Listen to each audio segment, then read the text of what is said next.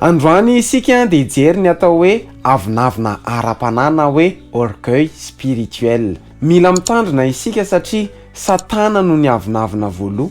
Zay indray no jerentsika ao anatin'ity vidéo ity aiza miala ary manasa anao hanaraka an'izany hatramin'ny farany aorian'ny générique.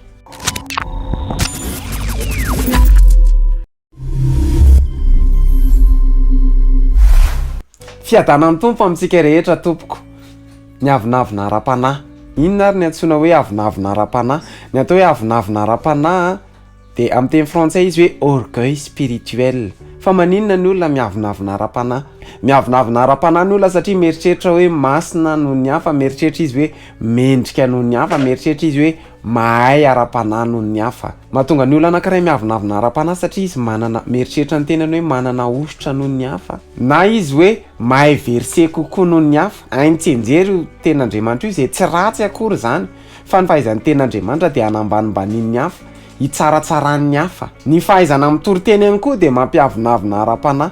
Ny refina famasinana nanan'ny olona anankiray, zany hoe mba manana refina famasinana izy, dia referefesiny daholo ny olona rehetrarehetra, tsaratsarainy daholo ny olona rehetrarehetra, ny mpiara-mivavaka aminazy, hatramin'ny pasteurany, hatramin'ny fiangonana hafa, ny tsaratsarainy daholo. Dia avery koa ny hoe mila mitandrina isika satria satana no niavonavona ara-panahy voalohany, satana no nanana orgueil spirituel voalohany. Isaia 4:7 dia zao jerevany ny avonavon'ny satana hiakatra amin'ny ambony ozy izy ho any amin'ny rahona ka ho tahaka ny avo indrindra.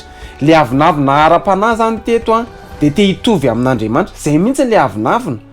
Ary be dia be ny kristianina te hitovy amin'Andriamanitra, mitsaratsara ny hafa. Za tena mampahery antsika kristianina, tsy natao hitsaratsara ny fiangonany hafa ianao, tsy natao hitsaratsara ny kristianina namanao ianao. Raha hitanao ny fahalemeny namanao dia natao hivavaka ho an'ny namanao ianao, fa tsy natao ho referefesinao, tsy natao ho tsaratsarainao. Namanahoana refina famasinanao. Ary za mampahery antsika mihitsy handeha amin'ny famasinana, fa ny refin'ny famasinantsika tsy natao hitsarantsika ny hafa. Raha mba nampiasain'ny tompo ianao, tsy hoe zana ny fahadianana be dia izay no hahatonga nampiasain'ny tompo tahaka izao. Misy olona mahery mivavaka anao ianao nefa tsy ampiasain'Andriamanitra tahaka anao. Rehefa ampiasain'ny tompo ianao amina famantarana sy fahagagana nisy olona sitrana tamin'ny alalanao, dia tadidio fa fahasoavan'Andriamanitra zany.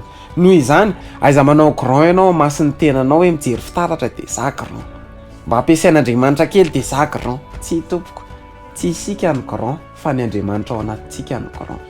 Tsy fahatsarantsika fa fahatsaran'Andriamanitra.